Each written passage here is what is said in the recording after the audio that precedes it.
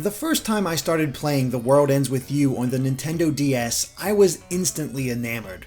It had this effortless sense of cool that flowed from the art style, the character designs, and the music, wrapped around a story that drew me in completely. The battle system was unique as well, sometimes to its detriment, but I was able to look past its flaws and enjoy the ride. The World Ends With You was my favorite game on the DS.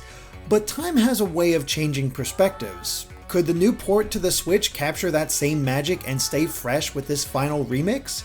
Or has today's trends just passed it by? The World Ends With You focuses on the character of Neku Sakuraba, a moody, closed-off teenager who wakes up in the middle of Shibuya with no memory of how he got there. He soon discovers that he's part of something called the Reaper's Game and has to survive for 7 days while completing different missions put forth by the beings known as Reapers. Should he fail, his existence will be erased completely, and there's even more danger as monsters called Noise hunt down the many players of this game. But unfortunately for Neku, the only way to survive is to count on the partners at his side. The story is one of the highlights of this game, and the growth of all the characters involved really is the focus rather than some epic quest. Neku is downright unlikable at first, the way he pushes others away and generally thinks he's better than everyone else. But that's the entire point. His journey to becoming a better person, even if just a little, is a memorable one, and the cast is strong overall, with plenty of twists and turns along the way to keep players guessing. It's the gameplay that will make or break The World Ends With You for most people though. For one, in the Switch's docked mode, the entire game is played with a single Joy-Con controller, which heavily uses the gyroscope to simulate a pointer, and that pointer is used a lot. While Neku is moved with the control stick while exploring Shibuya, that's not the case in combat. Instead, the pointer is used in conjunction with 2 buttons, one to simulate a tap, and the other to indicate that you want to move Neku to the cursor's location. On paper, it seems simple to control. It simulates a stylus and successfully translates it to the docked playstyle. But in action, it's kind of a mess. Even early on, the Joy-Con's pointer constantly becomes desynced and needs to be refocused on the center of the screen, which is done with the tap of a button. It's quick and easy to fix, but it still interrupts the flow of combat, especially later on. And that's because combat is entirely handled through pins, each of which has a different motion to activate. It can range from rapidly tapping on an enemy, swiping the enemy, circling around them, or holding down the button and moving the pointer all around. And each of these actions can also be done to Neku himself, a blank space, or even the objects in the combat arena, which can be thrown around. It creates a chaotic and fun mess, when the controls actually work. Some of these inputs can be pulled off without a hitch using the Joy-Con, but others, such as swiping, can be a complete nightmare. So many times I tried to use one of these moves and it just wouldn't activate, leading to frustration. I knew what to do, but I couldn't make it happen. And sometimes this is exacerbated by Neku's partners. Not only do you control him, but a character that's partnered with him at the time, each with their own style of activation. While some of them are pretty simple to activate, others led to even more headache, as successfully calling in partners to help is essential. By alternating attacks between Neku and his partner, a sync gauge fills up. When it hits 100%, a special screen clearing attack can be unleashed after completing a short minigame. The better you do at the game, the bigger the attack damage and the items you receive. And that's the thing. This is a fun combat system with plenty of thought to be put into the strategies and playstyles, but because of the docked controls, I often found myself limited in which pins I could use.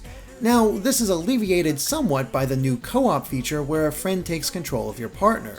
It makes the combat much more manageable as you work together, but the same move activation issues are still there, although it is great to have the option in the first place. Really though, the best way to play is in handheld mode, where the controls are more like the mobile version of the game. Movement is done by tapping and holding on Neku before moving your finger around the screen, while the different swipes and taps are infinitely easier to pull off. A combat section I had trouble with in docked mode was taken care of in a minute while playing in handheld. It's just the better way to play the game.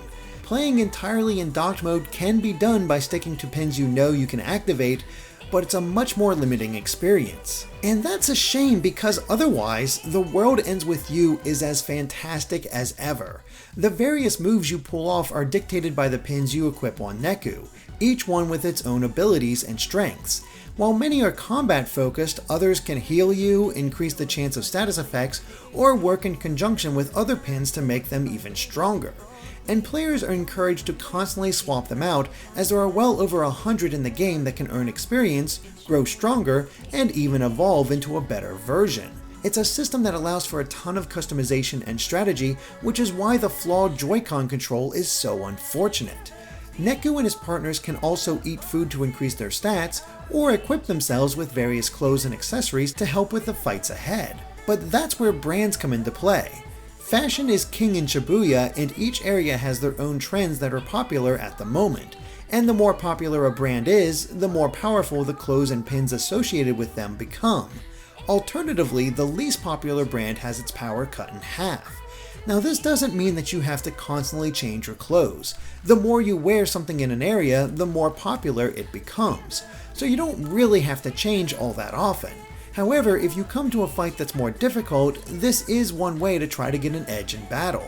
But difficulty isn't something you ever have to worry about in the game. As you progress, you'll gain the ability to raise or lower the difficulty at any time. So if you just want to breeze through the game, you absolutely can. Or if you're stuck, this will help you pass it. But each enemy drops different items depending on that difficulty, so you can't earn the best items unless you play on harder modes. And this applies to your levels as well. Neku levels up like any other RPG protagonist, but you can set it to any level you've already earned. Through most of the game, I made sure my level was 10 to 20 below what the max could be. And this is because the drop rate of items is increased significantly the larger the gap is between your current and max levels. In this way, the game is completely customizable to however you want to play it. It can be as hard or as easy as you want depending on how much content you want to experience. The items earned on higher difficulties can certainly help, but they aren't necessary at all. And this system is also why I can't be too mad at the difficult docked controls. Yes, I wish they were better, but at least the game is designed in such a way that I won't be stuck because of them. Even enemies have some customization to them. It's up to you when you want to fight them. Pushing a button shows them on screen, and you can choose to fight as many as you want, up to 4 in a row, which also increases the item drop rate, but is obviously a marathon of a fight. Now, there are Reapers that block the way forward with various challenges to ensure you fight at least a little, but again, The World Ends With You can be played in whatever way makes you most comfortable. The game also looks fantastic on the Switch. Shibuya pops with its striking designs and wide array of colors. The character sprites are well detailed, and there's an overflowing sense of style. Shibuya might not be a huge city to explore, but each area is unique. However, the music is where The World Ends With You truly shines. This is one of my favorite soundtracks in any game, and hearing the songs come out of the speakers was a joy. Even in handheld mode, the graphics and sound pops. Final Mix also includes a new scenario that's unlocked after completing the game. While I did enjoy having more content, it comes across more as an anime spin-off movie. That's not to say it's all cutscenes, but it hits a lot of the same beats as the main game while introducing elements that feel like they don't matter too much. There's also a ton of running around and backtracking to pad the new scenario to about 3 more hours of gameplay. There's plenty of content to enjoy, and battles have special conditions that make them feel different, but the story is all set up with little payoff. The World Ends With You is the definition of a niche game. There's a lot to like here between the presentation, story, and even gameplay, but it's that same gameplay that will turn people off. The Joy-Con control, while docked, works, but it hampers the full potential and often left my hand cramped in longer sessions. And putting the game in sleep mode for a length of time would cause the pointer to become entirely desynced and drift to the side, forcing me to restart the game entirely to fix it. In a way, The World Ends With You reminds me of Kid Icarus Uprising. That game also had great production values, a fun story, and controls that completely split its fans. But despite its flaws, people still love that game. And that's how I feel about The World Ends With You. It is still a great game that I like a lot, but the control issues are hard to ignore.